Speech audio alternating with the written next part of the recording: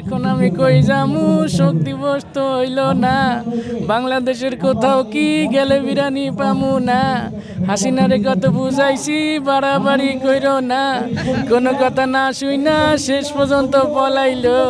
এখন 15 আগস্ট শেষ, আওয়ামী লীগও শেষ, শোক দিবস তো হইল না, বিরিয়ানি আমরা কই পামু।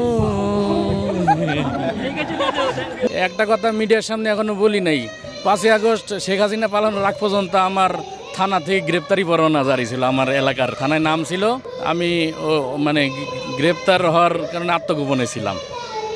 তা ওই ওই নামটা, ওই গ্রেপ্তারি পরোয়ানাটাও জারি হয়েছিল একটা কন্টেন্টের কারণে। আমি ওই আন্দোলনের মধ্যে একটা কন্টেন্ট বানাইছিলাম, ওই যে কথায় কথায় কান্দে, কিছু হইলেই বলে যে স্বজন হারানোর বেদনা যে কত কষ্টের আমিই জানি। তো এই যে একটা কথায় কথায় খালি যে ইমোশনাল ব্ল্যাকমেল করা বাঙালিরে, এটা নিয়ে একটা কন্টেন্ট বানাইছিলাম। ওইটার কারণে আমি মোটামুটি 3-4 দিন আত্মগোপনে ছিলাম। এমনকি মোটামুটি ধরা পড়ার মতন একটা প্রস্তুতি নিয়েছিলাম, কিন্তু পরের দিন দেখলাম যে যার কাছে ধরা পড়বো সেই পলাইছে। আগে তো উনার তো জিত ছিল না, এখন উনি দেশ থেকে বাহির চলে গেছে, এখন উনি আবার বলতেছে আসবে, আসলে তো আপনাকে ছাড়বে না। আসুক, আমরা চাই উনি আসুক, কারণ উনি যেরকম ওনার বাবার হত্যাকারীর বিচার নিজের চোখে দেখছে, আমরাও শাপলা চত্বরের হত্যাকারীর বিচার নিজের চোখে দেখতে চাই। এই কারণে সে আসুক দেশে।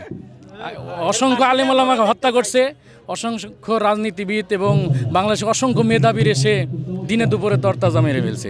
তার বিচারটা আমরা বিদেশে চাই না, দেশের মাটিতেই চাই। তা যে করছে তার তো কত প্রমাণ, যেসব মিডিয়া দিছিল ওইসব মিডিয়া তো তারা বন্ধ করে দিছে। তাদের হত্যার ফুটেজ প্রমাণ সবই তো আছে। মামলা এখন না করুক, 2 দিন পরে করুক ওলামা কেরাম, কিন্তু প্রমাণ তো আছে। তা আমরা আশাবাদী যে তারা আয়োজক লোক মামলা করবে। সব কিছু তো তারা ওরা মাত্র না দেশ স্বাধীন হয়েছে, এক লাফে তো আর তাল গাছের আগায় ওঠা যায় না। ধীরে ধীরে হোক, আমরা সব সময় সমালোচনা না করি, ওলামা কেরাম আস্তে আস্তে আগাক, সমস্যা নাই।